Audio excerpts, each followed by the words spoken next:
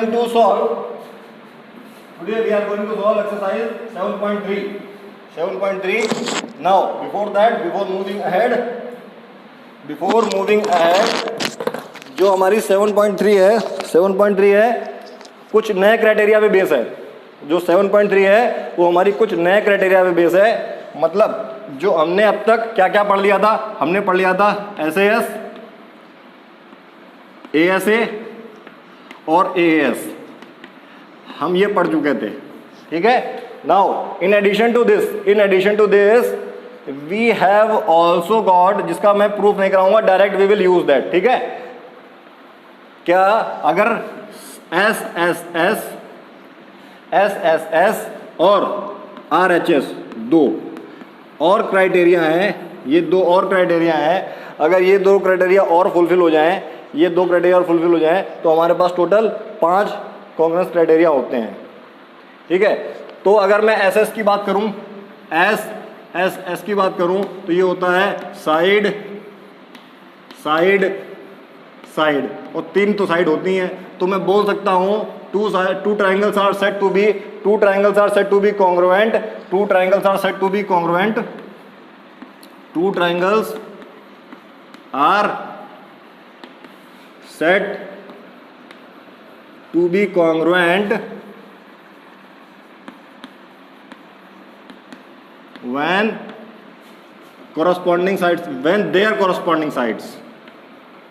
when their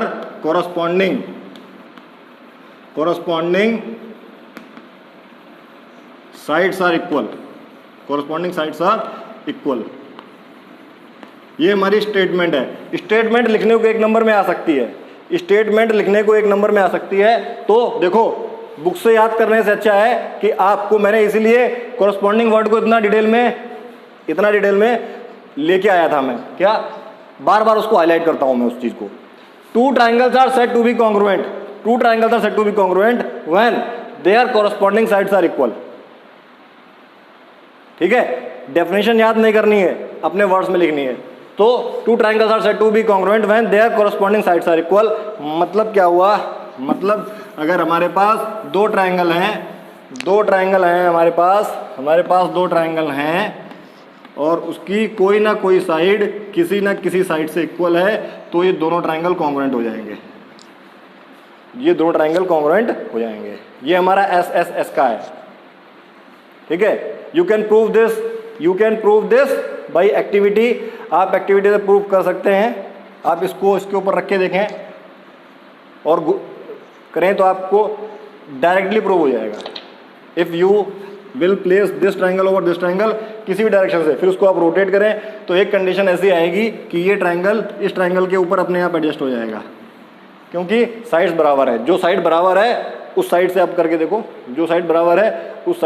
देखो, और prove करना है. तो अगर इस ट्रायंगल को आप यहाँ पे लेके आओ, देखो यहाँ पे लेके आओ, ये इससे कोइंसाइड करो, ये साइड इससे कोइंसाइड करो.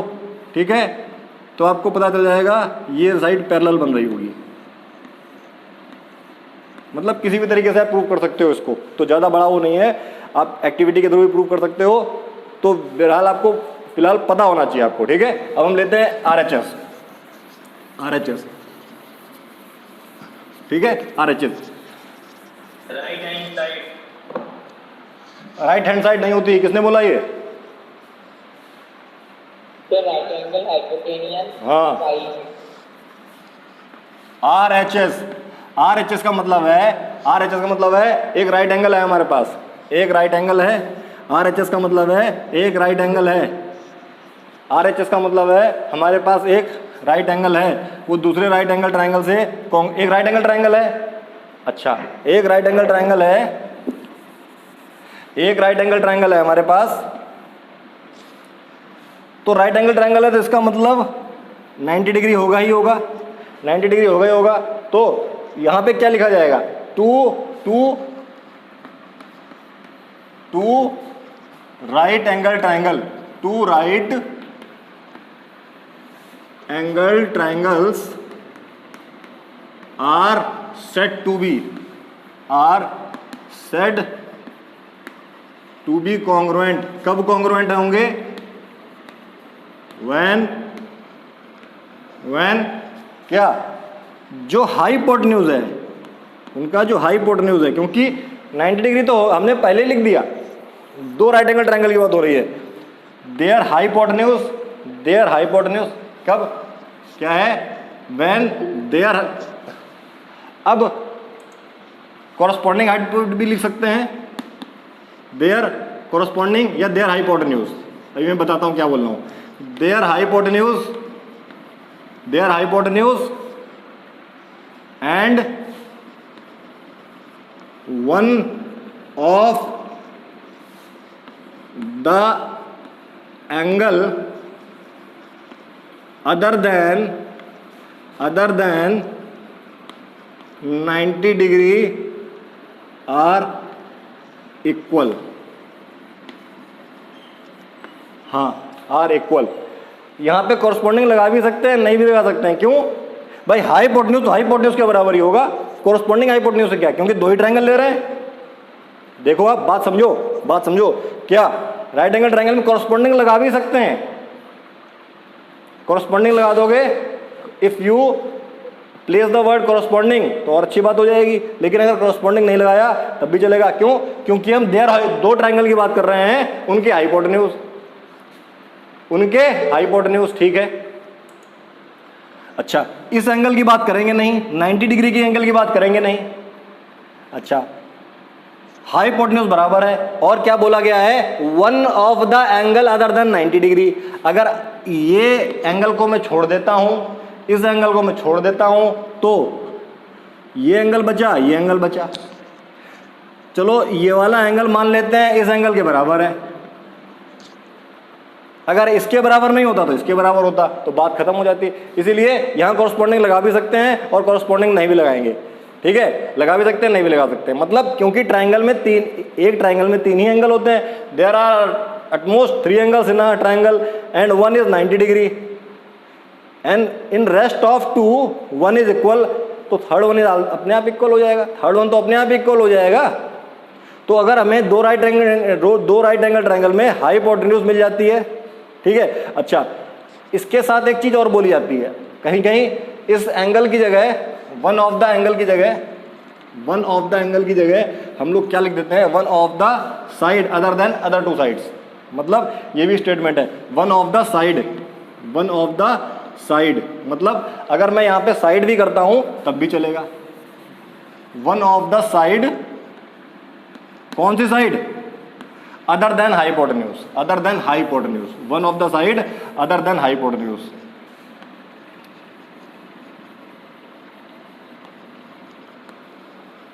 क्योंकि एंगल और साइड आपस में रिलेटेड है। तो 2 triangles are said to be congruent when their hypotenuse and one of the side other than hypotenuse are equal। मतलब अगर ये हाइपोटेन्यूज इक्वल है, हाइपोटेन्यूज तो इक्वल होना ही चाहिए हर केस में, हाइपोटेन्यूज तो इक्वल होना ही चाहिए। और मान लिया ये वाली साइड इस साइड के बराबर है, ये वाली साइड इस साइड के बराबर है, तो ये साइड इस साइड के बराबर होगी ही होगी, मतलब ट्रायंगल कॉन्ग्रुएंट होंगे ही होंगे, ये स्टेटमेंट है, ठीक है। तो सॉल्व करते हैं एक्सरसाइज 7.3 का पहला क्वेश्चन क्या है हमारे पास। तो पहली बात आपको समझ में आना चाहिए हम किस बेस पे सॉल्व करेंगे, तो बेस मैंने आपको बता दिया। I have given you complete base. हाँ, अब राइट हैंड साइड बच्चे इसको लिख देते हैं बच्चे राइट हैंड साइड, इसको लिख देते हैं राइट हैंड साइड। तो क्या राइट हैंड साइड लिखना सही है? क्या राइट हैंड साइड लिखना है सही है? राइट हैंड साइड नहीं होता है, आर से होता है राइट एंगल। हाँ राइट हाइपोटेन्यूज नहीं, राइट एंगल, ये होता है राइट एंगल ट्रायंगल या राइट एंगल तो होगा ही होगा। अच्छा, ये हाइपोटेन्यूज और ये साइड, ये तीनों चीजें अगर हो जाती हैं, राइट एंगल, तो हम कभी कभार ज़्यादातर साइड को लेते हैं, लेकिन अगर एंगल भी हो तो साइड अपने आप इक्वल ही होगी। हमारी एज पर एनसीईआरटी हम साइड को कंसीडर कर रहे हैं, otherwise you can also find some other name of RHS। अगर किसी ने कुछ इंक्वायरी की हो, भाई गूगल पे तो केवल आप छापते हो ना, कॉपी की छाप दिया, जब सर ने क्वेश्चन पूछा छाप दिया, इसका अदर नेम भी है, RHS नहीं कुछ और, कोई अगर किसी को पता हो तो बताना, ठीक है। हम NCERT के हिसाब से राइट एंगल, हाइपोटेन्यूज और साइड, जैसे मैंने एंगल भी बताया आपको, तो यहाँ पे राइट एंगल होना चाहिए, हाइपोटेन्यूज होना चाहिए और एक एंगल भी हो सकता था, तो RHA भी हो सकता था, ठीक है। तो आगे बढ़ते हैं, question number 1 of exercise 7.3। Please read the question, please read the question. 7.3 का पहला क्वेश्चन, 7.3 फर्स्ट क्वेश्चन।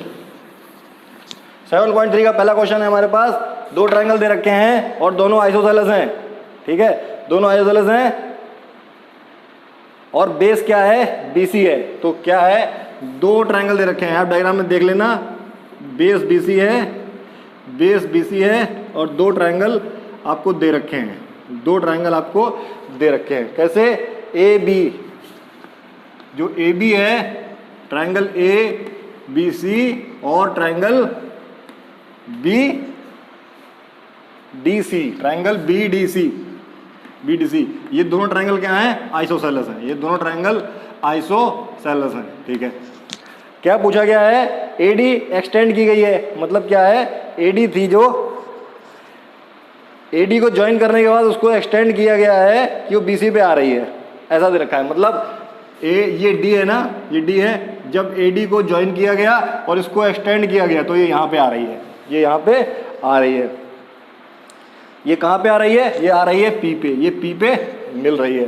तो आपको बताना है, क्या बताना है, ऐसे क्वेश्चन हम लोग कर चुके हैं। ये जो ट्रायंगल ABD,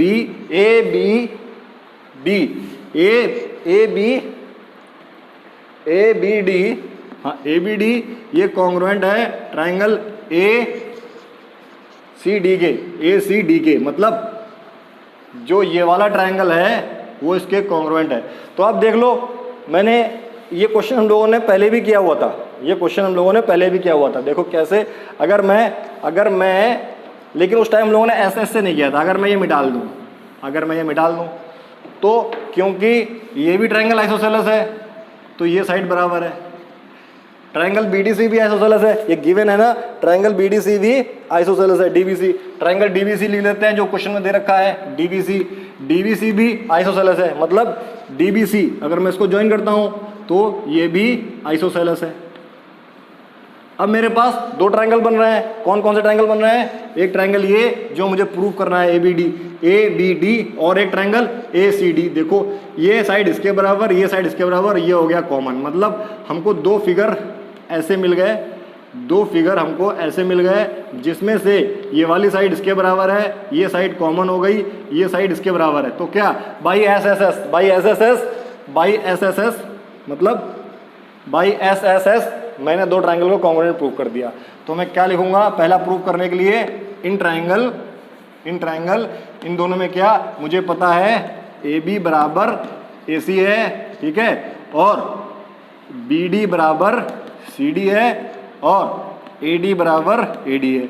यहाँ रीजन दे दूंगा, क्यों, ट्रायंगल ये गिवन भी मैं गिवन भी लिख सकता हूँ क्योंकि ट्रायंगल आइसोसेलेस दे रखा है, क्योंकि जो ट्रायंगल ABC है वो क्या है, आइसोसेलेस है, ठीक है। सिमिलरली यहाँ पे रीजन दे दूंगा, ट्रायंगल DBC है, DBC इज आइसोसेलेस। अच्छा, और यहाँ क्या दे दूंगा, इसमें ये दे दूंगा common, therefore triangle ABD is congruent to triangle ACD, ये इसके कॉन्ग्रुएंट हो गया, प्रूव हो गया।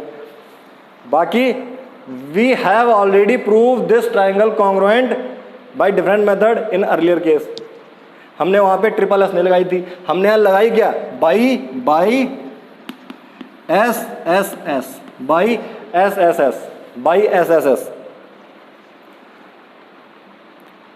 SSS हमने इन ट्रायंगल को कॉन्ग्रुएंट प्रूव कर दिया। ओके, सेकंड पार्ट, ABP और ACP। जो सेकेंड पार्ट है, सेकेंड पार्ट इसका ट्राइंगल ACP और ट्राइंगल ABP और ACP, इसको कॉन्ग्रुएंट प्रूव करना है, तो उसके लिए हम क्या करेंगे, हम लोग ट्राइंगल बना लेते हैं। ये रहा हमारे पास, वेरी सिंपल। इसको तो हम कई बार प्रूव कर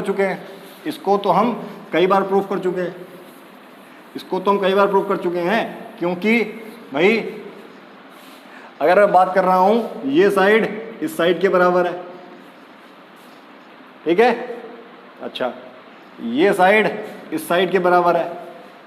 अच्छा, और जो पहले ट्राइंगल हमने कॉन्ग्रुएंट प्रूफ किए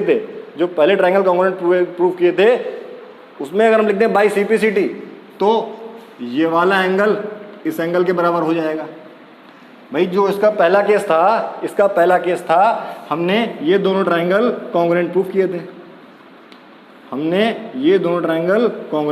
थे, तो क्या बाई CPCT से ये दोनों एंगल बराबर नहीं हो जाएंगे? बाई CPCT ये दोनों ट्राइंगल बराबर हो जाएंगे, तो SAS से ये दोनों भी कॉन्ग्रुएंट प्रूव हो जाएंगे। तो हम क्या लिख सकते हैं, इन ट्राइंगल क्या है, जो AB है वो AC के बराबर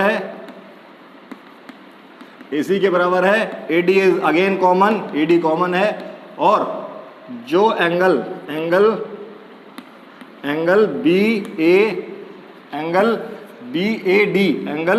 BAD किसके बराबर है, एंगल CAD के बराबर है, या P कर सकते हैं, इसको P कर लेते हैं। क्यों? CPCT से, क्योंकि इसको हम प्रूव कर चुके हैं ना, हमने वहां नहीं लिखा था हमने यहाँ लिख दिया CPCT, क्योंकि हम पहले प्रूव कर चुके हैं। CPCT हम वहीं पे लिखेंगे जहां पे हमको प्रूव कर चुके होंगे, या हम बोल सकते हैं अगर हम उस इक्वेशन को 1 नाम दे देते तो CPCT 1 बाई CPCT 1 से हमने ये प्रूव कर दिया। इसका मतलब जो ट्राइंगल ABP है वो ACP के कॉन्ग्रुएंट हो गया, तो सेकंड पार्ट भी हमारा प्रूव हो गया। नाउ अब थर्ड पार्ट की बात करते हैं, AP bisect angle A as well as D। अच्छा, अगर बाइसेक्ट की बात कर रहे हैं, AP की बात कर रहे हैं, तो क्या किसी भी तरीके से कर सकते हैं, भाई ये दोनों एंगल बराबर हैं, तो थर्ड पार्ट में हमको प्रूव करना है जो लाइन AP है वो इस एंगल को भी बाइसेक्ट कर रही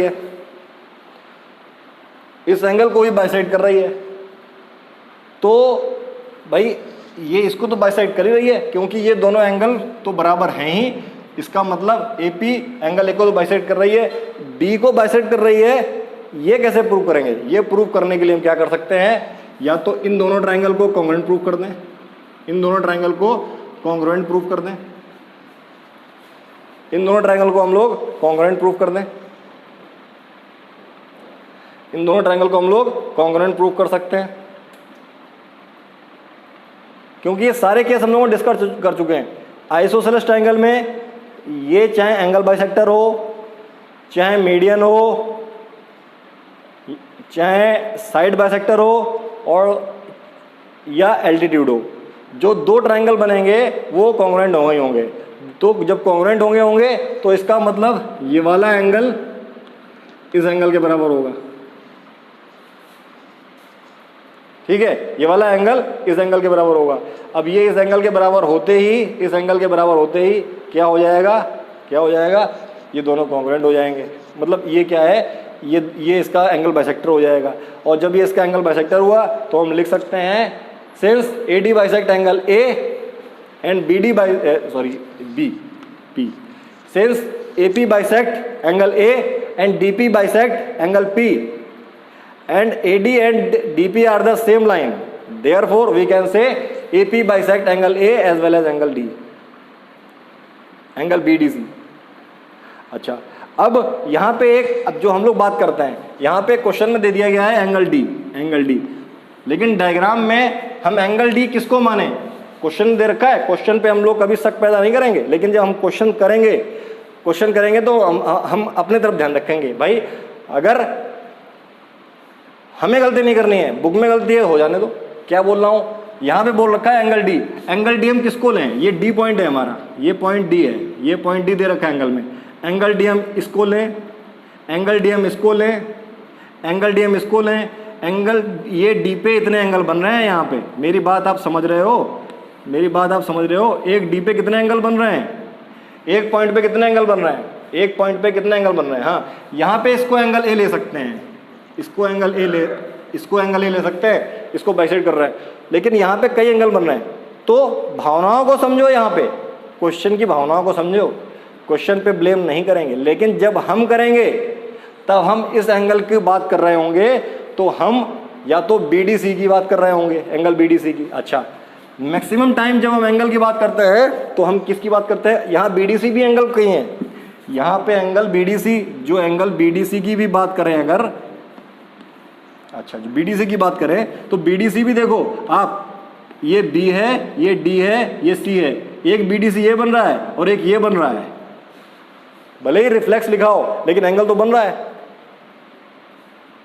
एंगल तो बन रहा है, क्योंकि एक पॉइंट पे बन रहा है। तो हम अपनी तरीके से गलती नहीं करेंगे, या तो आप नंबर डाल दो, या तो आप नंबर डाल दो ताकि गलती ना हो। बात समझ रहे हो क्या बोल रहा हूं मैं? Yes, sir. हाँ, Yes, sir. ये चीज समझना है। और क्या है, फिर यही प्रूव करना है, AP इज परपेंडिकुलर कहाँ पे? AP is perpendicular bisector of BC। तो जब ये दो ट्रायंगल कॉन्ग्रुएंट हो गए, जब ये दो ट्रायंगल कॉन्ग्रुएंट हो गए, अच्छा जब ये दो ट्रायंगल कॉन्ग्रुएंट हो जाते हैं, अच्छा तो जब ये ट्रायंगल कॉन्ग्रुएंट हो गए तो ये वाला एंगल, ये एंगल 1 है, ये एंगल 2 है, देयरफॉर CPCT से एंगल 1 और एंगल 2 बराबर होगा। लेकिन साथ में हमको ये भी पता है एंगल 1 और एंगल 2 लीनियर पेयर भी बना रहे हैं, तो ये 180 भी होगा।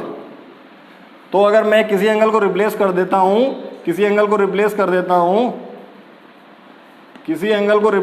हूँ, तो यहाँ से मुझे समझ में आएगा ट्वाइस ऑफ एंगल 1 बराबर 90 डिग्री, और सिमिलरली ये एंगल 2 के बराबर हो जाएगा। मतलब क्योंकि दोनों एंगल बराबर होंगे। क्यों बराबर होंगे? क्योंकि ट्रायंगल कॉन्ग्रुएंट है। भाई कई बार प्रूव करते आ रहे हैं हम लोगों ने, लास्ट एक्सरसाइज आइसोसेलेस ट्रायंगल पे ही की है, लास्ट वाली एक्सरसाइज। हाँ, तो ये दोनों ट्रायंगल कॉन्ग्रुएंट हुए, जब कॉन्ग्रुएंट हुए तो दोनों एंगल बराबर हुए।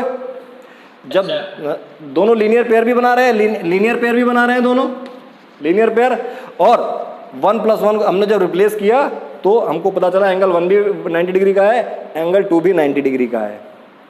ठीक है, तो यहाँ पे ये क्वेश्चन खत्म होता है। अच्छा, ये क्वेश्चन क्या है, हम लोगों ने जो पहला वाला प्रूफ किया है, ट्रायंगल ABC और DBC are two isosceles triangle on same base BC and vertex AD, हम लोगों ने SSS लगा दिया। क्या SSS लगा सकते हैं हम लोग? Yes, sir. है? हाँ, SSS लगा सकते हैं। लेकिन अगर हमको, देखो मैं क्या समझा रहा हूँ, दोबारा से एक कॉन्सेप्ट बता रहा हूँ आपको। हमने पहले पे SSS लगा दिया, लेकिन अगर हम पहला प्रूफ करते, फर्स्ट वाला की जगह सेकंड पहला प्रूफ करते, हम इस पे SSS नहीं लगा पाते। अगर मैं डायरेक्ट, जो मैंने फर्स्ट पे तो हमने SSS लगा दिया, आई एग्री, पहले पे तो हमने SSS लगा दिया, लेकिन अगर कोई बच्चा बोलेगा नहीं हम तो पहले सेकंड को प्रूफ कर देंगे, किसको प्रूफ कर देंगे? सेकंड वाले को। तो ये साइड इस साइड के बराबर आ रही है, ये साइड कॉमन चल रही है, ये साइड बराबर जब तक नहीं है जब तक हम प्रूफ नहीं करेंगे। भाई प्रूफ नहीं, इसमें RHS भी तो लग सकती है। 90 डिग्री है कहाँ बेटा? Sir, between is it given? Is it? नहीं है sir. हाँ, तो अगर मैंने क्या किया, मैं वही चीज बता रहा था। मैंने क्या किया, मैंने इन दोनों को कैसे प्रूफ किया, मैंने कैसे प्रूफ किया, जब ये दो ट्रायंगल, कौन से ट्रायंगल? जब ये दो ट्रायंगल कॉन्ग्रुएंट थे तो ये वाला angle this angle is equal to this angle, this angle is equal to this angle, तभी मैंने यहाँ पे SAS लगाया, RHS नहीं लगाया। I haven't used RHS, I used SAS, इसीलिए यही तो देखना है, बारीकियां समझनी है। और जब SAS लगा दिया, ये दोनों triangle congruent, these two triangles are congruent, once they are congruent then we can say this angle is equal to this angle and this should be 90 degree, this should be 90 degree and we had already proved this, ये हो जाएगा 90 degree. हाँ, अगर RHS हम तब तक नहीं लगाएंगे, we will not use RHS, कब तक नहीं लगाएंगे सर? जब तक हम लोग ये प्रूफ नहीं कर देते क्या सर कि ये दोनों एंगल 90 डिग्री के नहीं है। हाँ, मतलब 90 जब डिग्री हाँ है मतलब। जब तक राइट एंगल ट्रायंगल नहीं मिलेगा, तब तक हम RHS नहीं लगा सकते। RHS का मतलब ही यही है कि हमारे पास राइट एंगल ट्रायंगल होने चाहिए, और दो ट्रायंगल की कॉन्ग्रुएंसी प्रूव करने के लिए कम से कम दो ट्रायंगल होने चाहिए। We should have at least two triangles, we should have at least two right angle triangle. तो इसीलिए RHS की बात मैंने नहीं की। Yes sir. Okay, I hope आपको कुछ क्लियर हुआ होगा।